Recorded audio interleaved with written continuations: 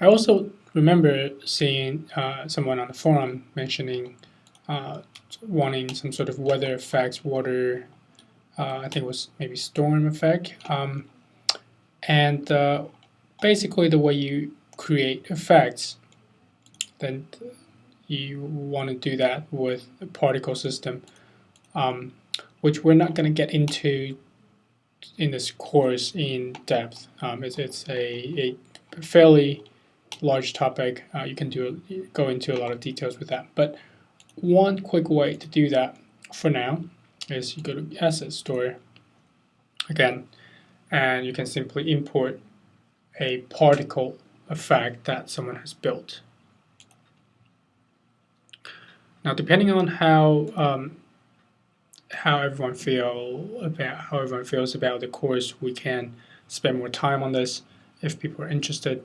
But for now, I'm just going to say that there are a lot of effects that's available. Some of them are free, some of them are not. And usually I tend to try to avoid reinventing the wheel. If there's something that you can use right away from here, that would be great. But if not, we can always go back and talk about this some more. But that's just import this simple particle pack from Unity, download. I just want to show you how this works and what this looks like.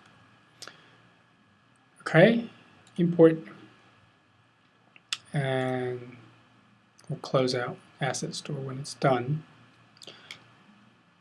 So the way you use these particle effects are very similar to how you would any other game object, really.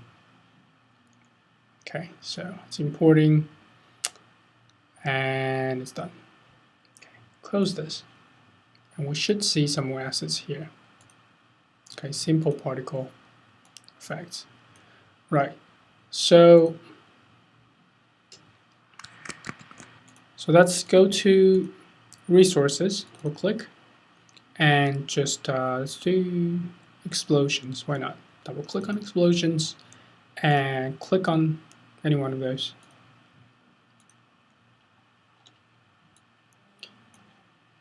And you can sort of preview them or see what some of the settings are. That's kind of hard to understand for now, but don't worry about it.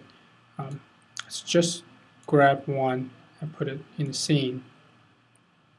Now you can see that we just had an explosion effect on the screen. Now you can, same thing, you can move it around. You can change the position and rotation of it. And you click away, and whenever you select it, it's going to, stop it. Just click on simulate, and it's going to simulate that effect. I don't know why it didn't stop, but basically when you click away, click back, select it, doesn't always stop. So this particular one doesn't always stop, but see how that after a second it stops, and then that's how you get your effect. And you can also see that in the game view. Try a different one.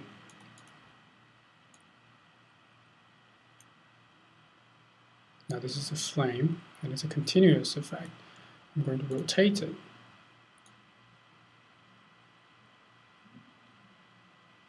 Okay. So now in the game we have this flaming effect. Right, so there are a lot of different effects you can add to your game. And some people, their entire role in the game development team is just building effects. So you can really spend a lot of time creating these effects. But for now, we're just going to use what's available to us. And again, once they're in the scene, they're just like any other game object. You can manipulate them in the same way.